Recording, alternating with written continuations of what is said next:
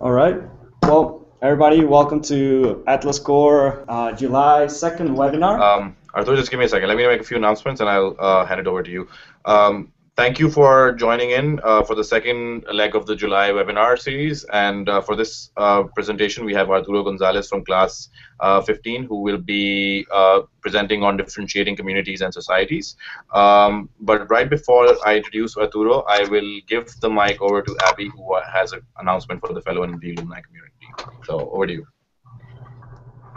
Hello, everyone. Awesome is all I want to say. I just want to give a big shout out. I know it's been a big day, and big shout out to Trish and Arturo for doing the webinars, but also to all of you for being so active in our Do One Thing campaign. Especially today is kind of the precipice, the peak, if you will, with our Global Giving Bonus Day.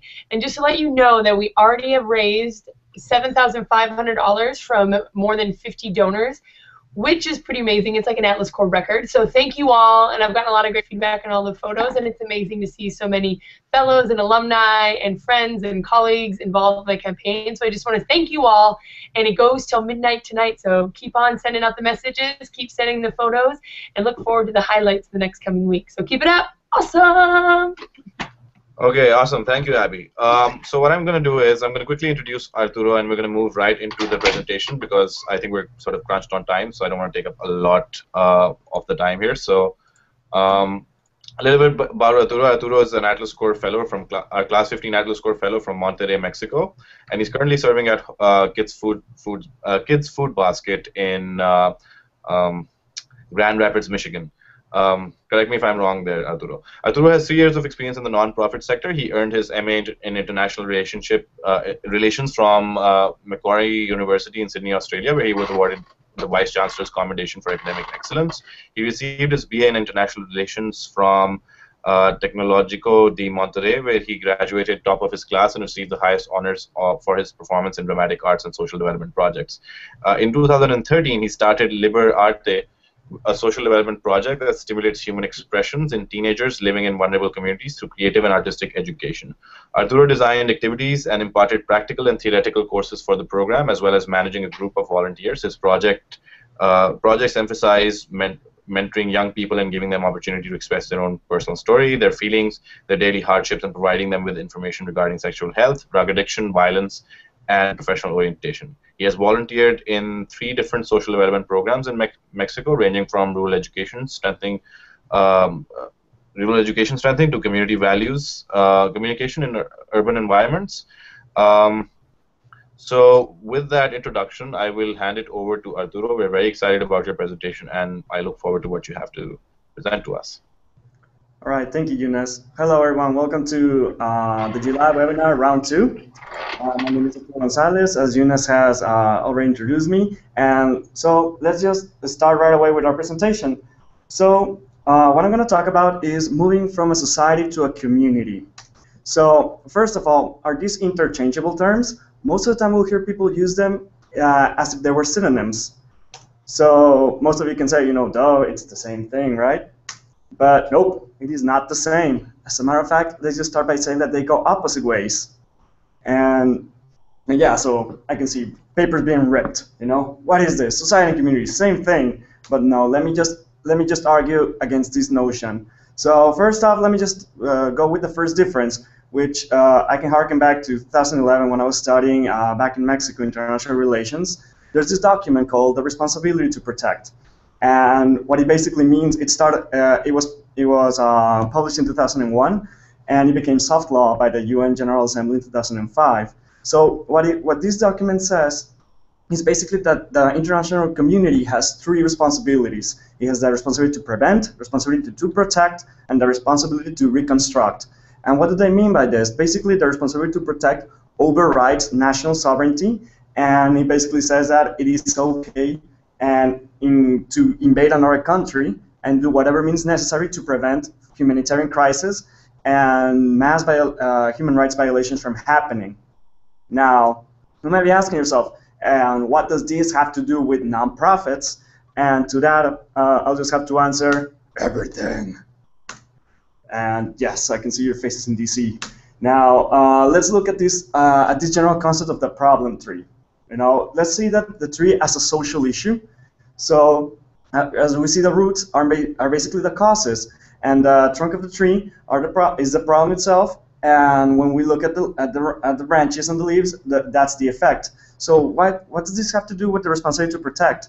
The responsibility to protect talks about three ways in which we interact in the international community. But back when I was studying this, it just reminded me, it just seems that it happens the same thing between nations as within them. So as we can see, the three levels of the responsibility to protect are put to the three levels of social work in this case. So as we can see, sometimes wouldn't you agree that the effects of one problem can become the roots of another one, and so on in a vicious circle? That seems to be happening more often than not. But let's just keep that thought for a little moment, and we'll come back to it towards the end of the presentation. So let's just talk a little bit about what makes up a society.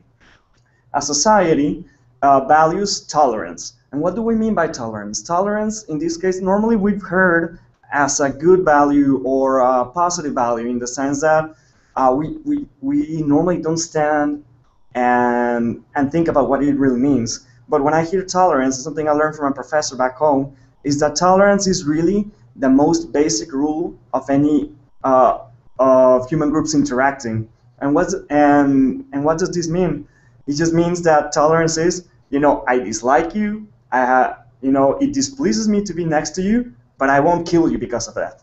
That is basically how tolerance came to be a positive value. It came back we could go back until the 17th century, 1648, during the Peace of Westphalia, which means that it was the end of the 30 Years' War, where Europe was immersed in a huge butchery. Basically, it was 30 years of constant war because it was just complete intolerance towards each other. So after a Peace of Westphalia, the nations started living, and tolerance became the rule among them.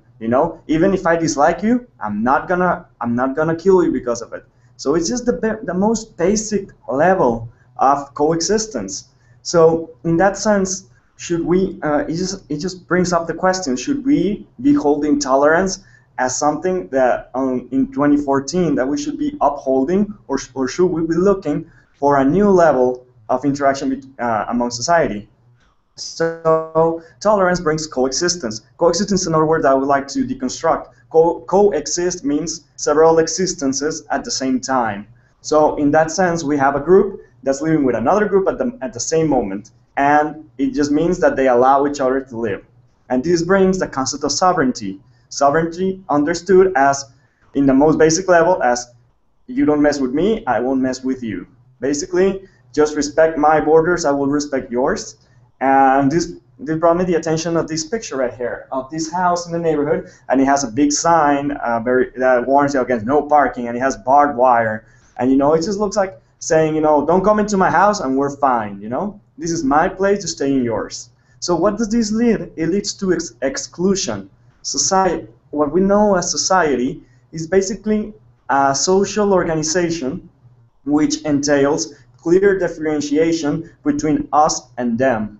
The other is really clearly understood as someone that is not me and is not part of my group, and we need law to protect us from them, from others. So in that sense, this is what a society looks like. You got several groups interacting between one another. They coexist. They allow each other to live next to each other. But that doesn't mean that they cooperate, or that doesn't mean that they understand each other. It just means it's basically a non-aggression treaty. That's tolerance and coexistence, and that is what a society looks like.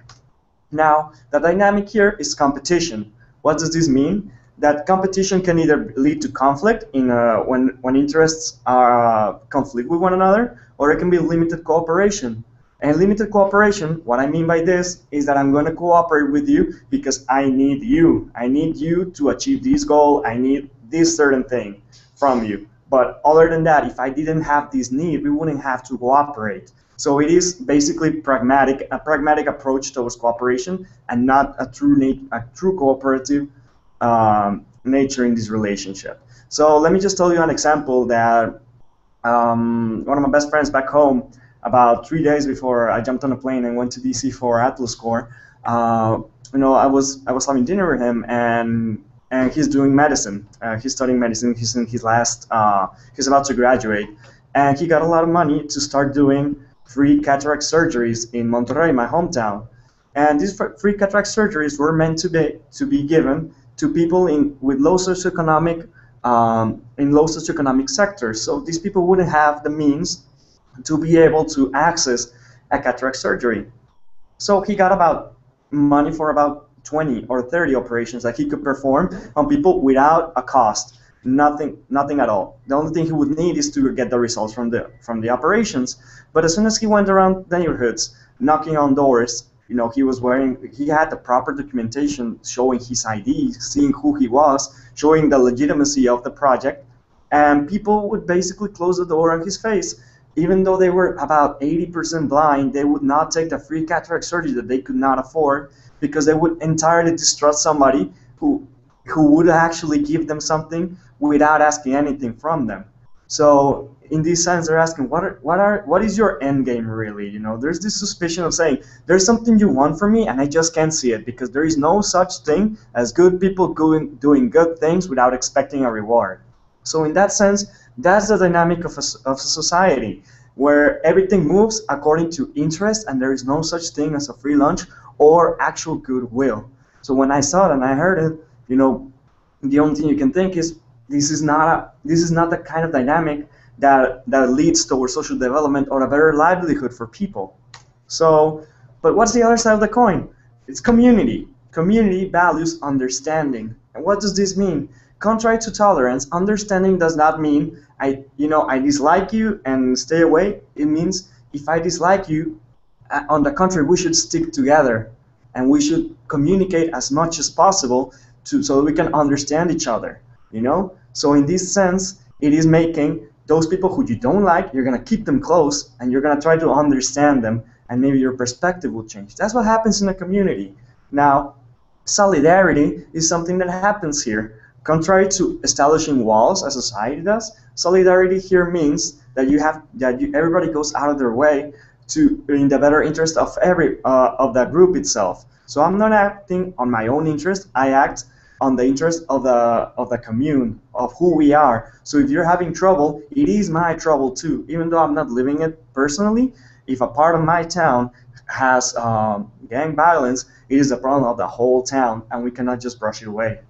So we're talking about universal interest. This leads to a broader debate, philosophical. You got Kant writing on the universal society in communities. That's a longer debate we're not going to tap into, but this is basically what he meant, and this leads towards inclusion. So instead of putting up walls, a community seeks to bring them down, and in this sense, we try to include everybody in who we are and in the dynamic. So there is no other, there is only we. So the dynamic is cooperation. So let's look at it this way.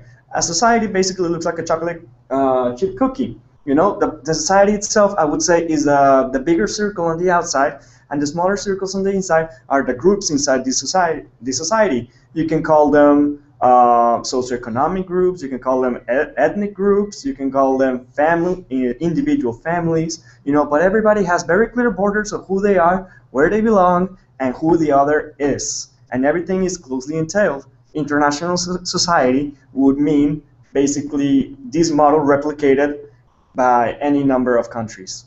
So this is a model that has been basically since the 17th century until the end of the Cold War. But what does a community look like? And this is what it looks like. That is a community. No borders. This is in one might argue the extreme case or the extreme realization of a pure community when there is no such thing as borders or differentiation between actors. We are all one and the same. But it is not to say that this is achieved in one step. Going from here to here does not happen in 1 year. It doesn't happen in 10 years. You will have the smaller circles start breaking down little by little until the bigger one starts disappearing itself. But this is basically the ideal, where there is no borders among actors. Now, let me just touch upon two other concepts that are normally used interchangeably, but they do not mean the same thing. It is charity and social development.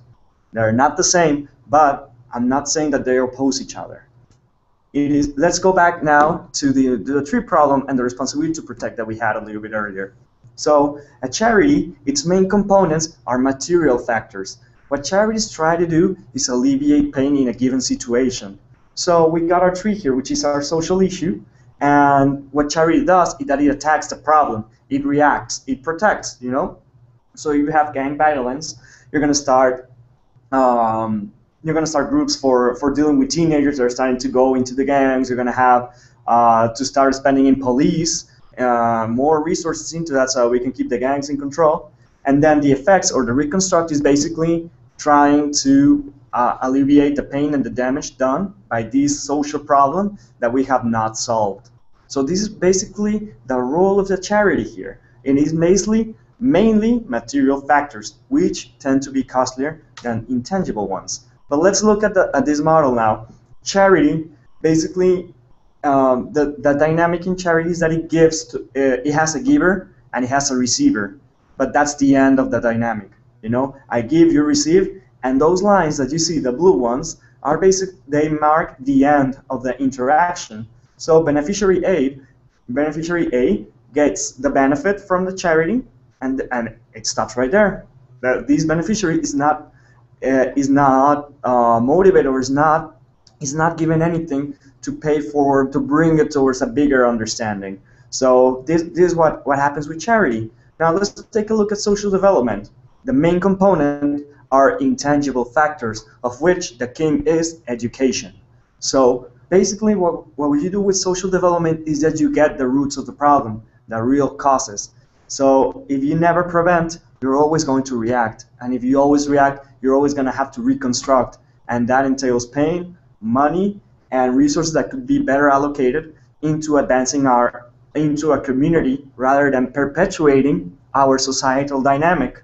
So let's look at how social development works. Basically, you got a social development program, such as our host organizations, and what they do is that they benefit certain actors, but it doesn't give them something, and that's where it ends.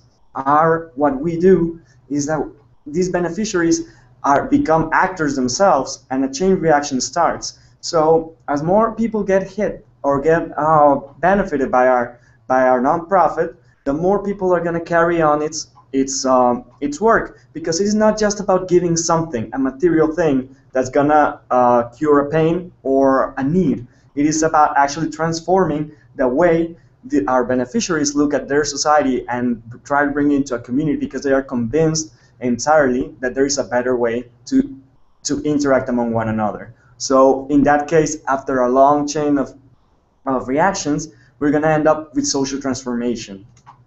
So let's just, nearing the end of my talk, these are basically the cheat sheets.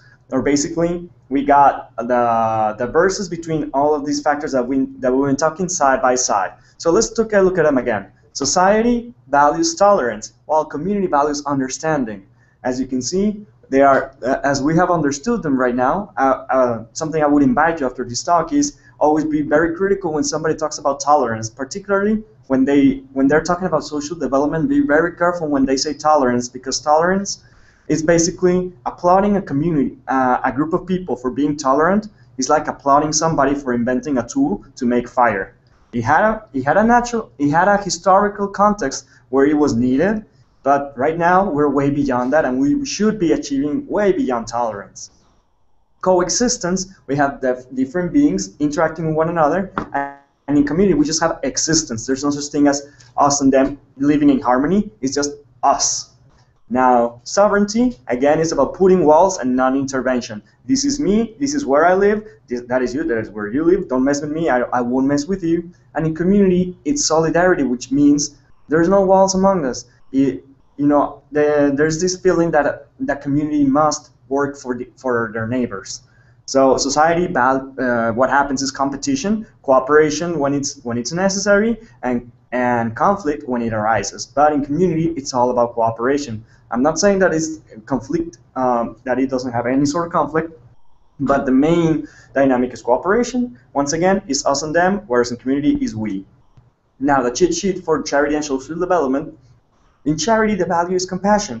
Compassion, as I learned very, very recently from my supervisor here at Kids with Basket, means to share the pain with somebody else, to suffer with somebody else.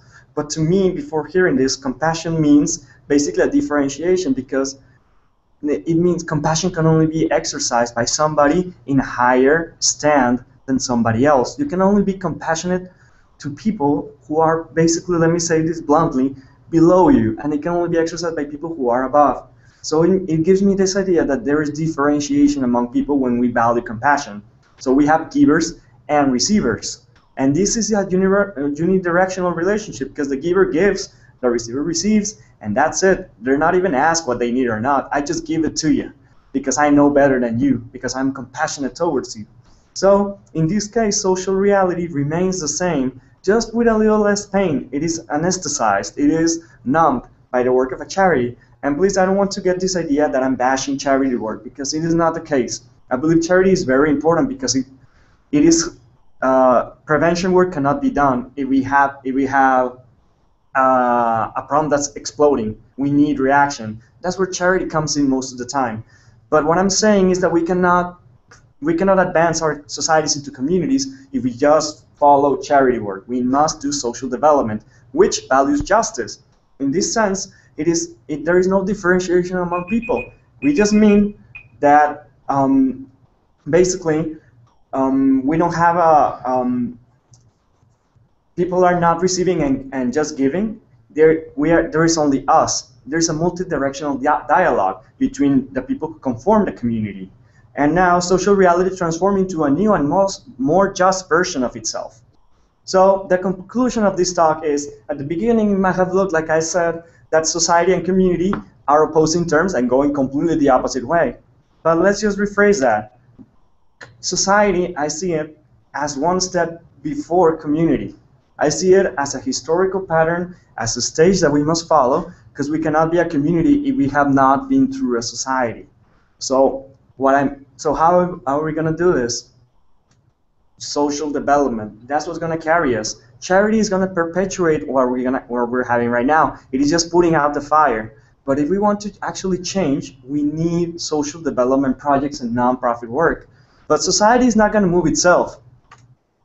Nonprofit leaders have to do this, and that's where you fall into. That's where you need to assume your role as a leader and start social development projects that are going to pull society into a community work. This is not an easy task. It's not something you can do alone. It's not something that's going to happen in the short term. Actually, it's a very long-term project, but this is the way I look at this, and I am very open to hearing your comments about it, and thank you very much for sinking into my talk. So please feel free to ask any questions. Arturo, very quickly, if you look at the Q&A tab on the left hand of the screen, you will be able to see the questions that people are posting. There you go. Okay, gotcha. Let's see. Okay. Oh my. Okay, what is the difference between charity and entitlement? From what I understand, when you use the word entitlement, Trish, you mean empowerment, right? You mean about making people take something and make it their own, taking projects and making them, making it being part of them. If that's what you mean, I would say that entitlement falls more into the realm of social development, of actually doing something that's beyond just alleviating a pain, but actually making the people actors in their own development. That's what I would answer to your question, Trish. Does when groups join together as society, these automatically include that society defense group that are attacked from outside? You could say this. Normally, a society, as international relations scholars talk about it, a society is basically an organism in a higher environment which is full of other organisms such as itself. And in this way, a society looks at the world in a more of a survival instinct. You know, countries must do what they must to reach security from everybody else, to survive. So in this sense, you could say that members inside, that groups that join a society are going to be defended from members from outside a society, because they get this identity. We are part of this society, and those are part of that society, so we must defend ourselves from each other. So I would say that it goes that way. How you can force C to help others?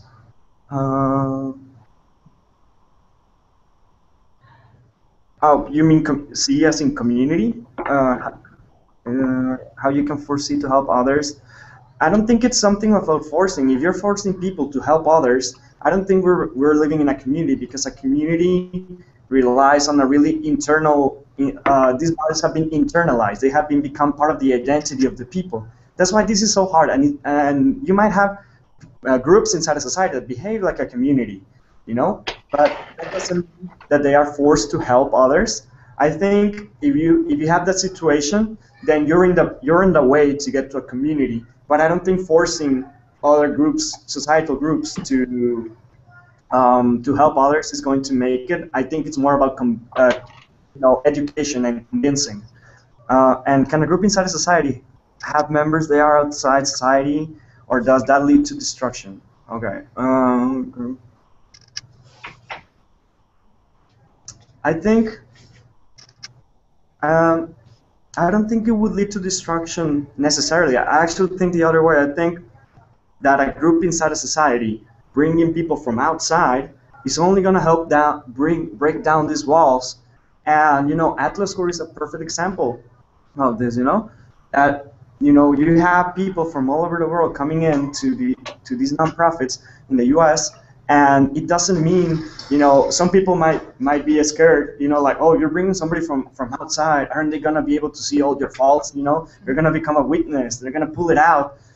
That's more of a societal way of looking at it. But if you say, no, because this person is going to only make us stronger, if they can point out our weaknesses and how we can improve, then this nonprofit is going to be extremely benefited and turn towards more communitarian interactions rather than societal, where you're afraid of people from outside, but actually you're inviting more people from outside. You're so identified with yourself that you do not feel the weakness, or you do not feel afraid of people coming into your organization or your society. That's what I would say. So I think it's a good idea. Tree diagram where social development is showed. There was a C, and an A, a B, and a D. Oh, you mean charity? Right. Let me take a look. Do you mean this screen? I'm not sure. Is that the one you mean, Yotaf?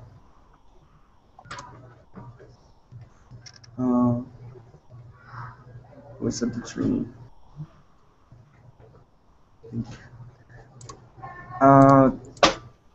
To be honest, I'm not quite sure where was the tree diagram where social development showed. Okay, I got you. Okay, this one. Causes. Yes, what I mean is the roots are the causes of a social problem, and prevention is the branch of the responsibility to protect that links towards alleviating the causes of the social problem. I don't know if that clarification is what you were looking for. I'm not quite sure. I hope I answered your question appropriately. All right, Arturo, I'm going to step in and sort of call it time now, because I think we've ran out of time. But thank you so much for joining us today and for sharing your insights. I think for me personally, it's opened up a whole new sort of subject. I think for my own work as well back in Pakistan, I subscribe to the same view. But thank you so much for putting into a structure and sort of sharing your perspective with the fellows. And I invite both the fellows who have more questions as well as the alumni to reach out to Arturo via email, as well as ones who will be watching the recorded version, to email Arturo in case you have more questions about the presentation. I will be sharing the recorded versions with you. Please be sure to fill out the evaluation forms. Those are compulsory for all active fellows, but I invite the alumni to also participate in it. And I thank the alumni for joining us, and I hope that we can get more participation from your part, not just as audience, but also as active, content creators of webinars. I will be circulating more sheets, webinar sign-up sheets for the new fellows. But if any of you have ideas, and if you haven't already signed up for a webinar, I invite you to do that too. So with that, I thank you for tuning in, and I thank Arturo for sharing his perspective with us today. And this is Yunus Chaudhry. I'm your favorite training manager, saying goodbye. I'll see you next month. Thank you, guys. Have a good day.